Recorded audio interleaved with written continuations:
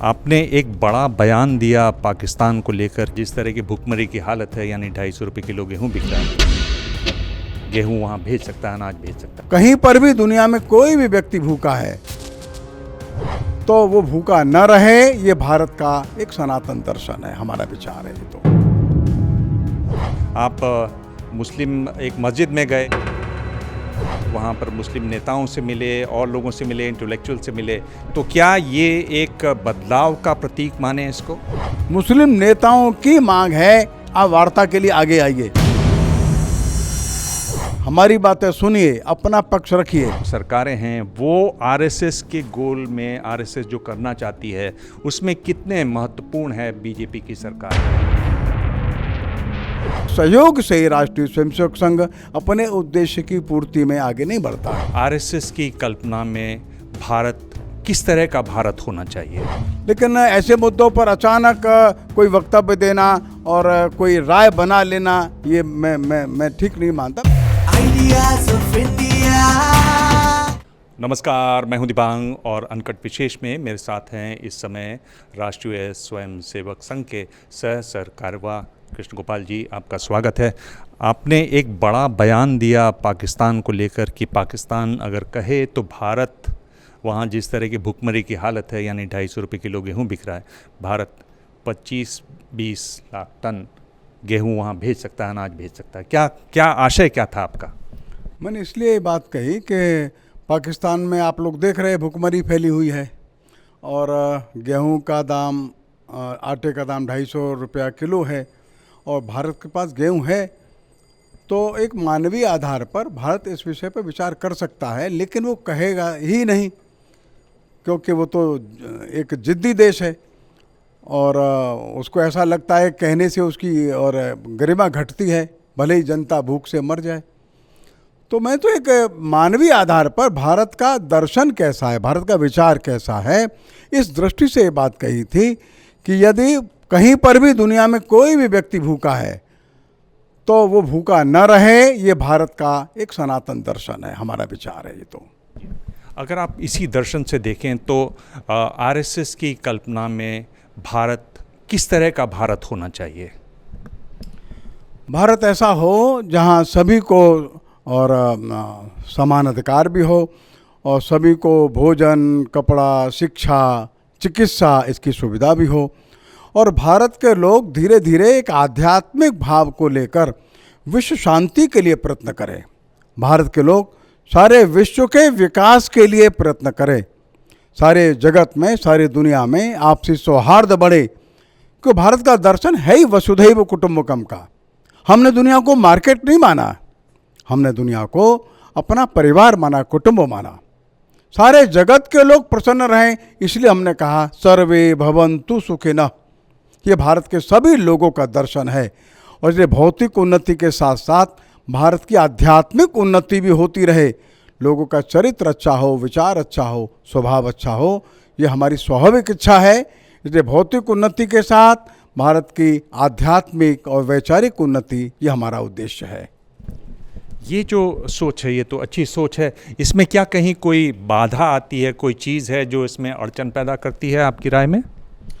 जो वर्तमान में जो दुनिया का जो सिविलाइजेशनल थ्रस्ट है, जो सभ्यता का विकास इस समय चल रहा है, उस समय भौतिक उन्नति ही और प्रथम वरीयता की बात बन गई है और इसलिए विज्ञान के साथ टेक्नोलॉजी के साथ इन्वेंशंस और इंडस्ट्री, प्रोडक्शन और कंजम्पशन, मार्केट, इस और दुनिया का जो सिविलाइजेशनल और मूव है, हम चाहते हैं इसके साथ साथ सारे विश्व के अंदर एक वैचारिक परिवर्तन भी चाहिए, जिसके अंदर मनुष्य के अंदर करुणा, प्रेम, दया, सहकार, सत्यनिष्ठा, महिलाओं का सम्मान, ये भी आना चाहिए। प्रकृति का संरक्षण, ये भी होना चाहिए। हम प्रकृति के मालिक नहीं हैं, हम प्रकृति के सेवक हैं, ये भाव भी आना चाहिए। और इसलिए वर्तमान की जो सिविलाइजेशन है, सारी प्रकृति का शोषण करके मनुष्य की भौतिक समृद्धि की ओर चल रही है। ये यूनिडायमेंशनल है, ये सारे सृष्टि के लिए, सारी पृथ्वी के लिए उचित नहीं है। और इसलिए भारत का मौलिक विचार यह है कि सारा विश्व सुखी रहे, प्रकृति का संरक्षण भी होता रहे, सब जीवों का संरक्षण हो और सभी मनुष्य सभी की चिंता करते हुए आपस में प्रेम भाव से आगे बढ़े। यह भारत का दर्शन है। आपको लगता है कि दुनिया भर की, अगर दुनिया के अलग अलग देशों की बात करें तो कोई देश हैं जहां इस पर काम हो रहा है, जिससे भारत को सहयोग करना चाहिए या जिससे भारत को सीखना चाहिए, या जो ऐसा देश है जो इस दिशा में आगे बढ़ रहा है? अब ऐसा लगता है कि शायद जर्मनी में पहले अच्छा काम हुआ था, उन्होंने भारतीय ग्रंथों का भी अच्छा अध्ययन किया था, और सभी देशों में छोटा छोटा ही क्यों न हो ऐसा ग्रुप बना है जो इस बात से चिंतित है कि जो वर्तमान का जो सिविलाइजेशनल और मूड बना है वो सारी इस धरती को ही संकट में ले आएगा। और इसलिए सभी देशों में एक छोटा छोटा ही क्यों न हो ऐसा जागरूक समूह तो बना है, जागरूक लोग बने, बड़े बड़े वैज्ञानिक लोग खड़े हुए हैं इसके पक्ष में कि जो हम जिस तरह से प्रकृति का और एक्सप्लॉइटेशन कर रहे हैं, जिस तरीके से हम लोग रिसोर्सेज को यूज़ कर रहे हैं, ये धरती ज़्यादा दिन नहीं चलेगी। एनवायरनमेंट का जो ग्लोबल वार्मिंग है, ग्लेशियर्स का पिघलना है, पहाड़ों में दरार पड़ना और नीचे आना है, बड़े बड़े डैम का बस्ट होना है, अचानक एक और बारिश हो जाना है, कहीं सूखा पड़ जाना है, ये सब क्यों हो रहा है? क्योंकि हम लोगों ने इस सारी नेचर को अपना और यूज़ का समझ लिया।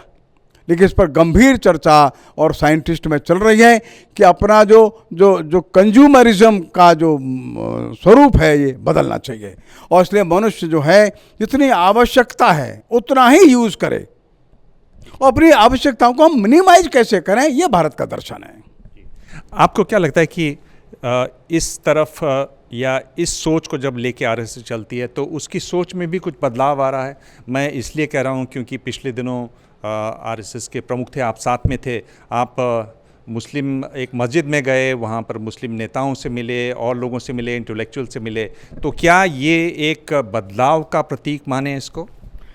नहीं, नया नहीं है। पूजने गुरुजी हमारे जो सरसंघ चालक थे उनके भी मुस्लिम नेताओं के साथ वार्ता होती थी।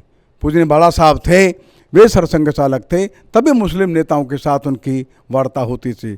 माने सुदर्शन जी है, रज्जू भैया है, सभी की वार्ता मुस्लिम नेताओं के साथ, ईसाई नेताओं के साथ हमेशा होती रही है। ये कोई नई शुरुआत नहीं है। लेकिन ये बात सच है कि अब चारों तरफ से मांग आ रही है, मुस्लिम नेताओं की मांग है, आप वार्ता के लिए आगे आइए, आप वार्ता करिए, हमारी बातें सुनिए, अपना पक्ष रखिए और देश में एक ऐसा मार्ग निकले जिसमें सभी लोग सौहार्द के साथ रह सके।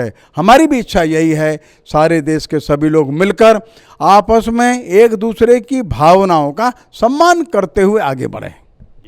इसमें एक बिल्कुल जो अलग सी बात है और एकदम नई सी बात है, अगर आरएसएस की बात करें तो जो LGBTQ जो है उस पर भी मोहन भागवत जी ने बयान दिया और कहा, जरासंध के बारे में उन्होंने कहा कि किस तरह से उनकी एक तरीके से जस्टिफाई किया, बिना हो हल्ले के उन्होंने इस बात को कहा कि हम लोग बिना हो हल्ले के ये भी है यहाँ पर। वो भी एक बड़ा बदलाव आप मानते हैं? ऐसे मुद्दों पर विद्वान लोगों को बैठना चाहिए। विद्वान लोग बैठें, जो एक्सपर्ट्स हैं वे लोग बैठें और एक ठीक मार्ग निकाल करके आगे बढ़ें। लेकिन ऐसे मुद्दों पर अचानक कोई वक्तव्य देना और कोई राय बना लेना, ये मैं ठीक नहीं मानता। मैं समझता हूँ कि जो अनुभवी लोग हैं, एक्सपर्ट्स लोग हैं, जानकार लोग हैं, वे बैठें और मानवीय दृष्टिकोण से इन मुद्दों पर विचार होना चाहिए। आखिरी सवाल, ये जो बीजेपी है, बीजेपी की जो सरकारें हैं, वो आरएसएस के गोल में, आरएसएस जो करना चाहती है उसमें कितने महत्वपूर्ण है बीजेपी की सरकार और बीजेपी की सरकारें राज्यों में? देखो, राष्ट्रीय स्वयंसेवक संघ का जो उद्देश्य है वो हमारा उद्देश्य किसी भी सरकार के ऊपर आधारित नहीं है। हमारा उद्देश्य अपने कार्यकर्ताओं के कर्तृत्व पर, उनके परिश्रम पर ही आधारित है और जनता के सहयोग से हम अपने उद्देश्य की पूर्ति में लगे हैं। किसी भी सरकार के सहयोग से राष्ट्रीय स्वयंसेवक संघ अपने उद्देश्य की पूर्ति में आगे नहीं बढ़ता है और इसलिए सरकारें अपना काम करें, जो उनको और दिशा निर्देश जनता से प्राप्त होता है, जनता की आवश्यकताएं भी समझते हैं, वो उस हिसाब से आगे बढ़ें। हमारा उद्देश्य हम अपने ताकत से, अपनी शक्ति के बल पर, कार्यकर्ताओं के सहयोग से, जनता के सहयोग से हम पूरा करेंगे। कृष्ण गोपाल जी, बहुत बहुत धन्यवाद।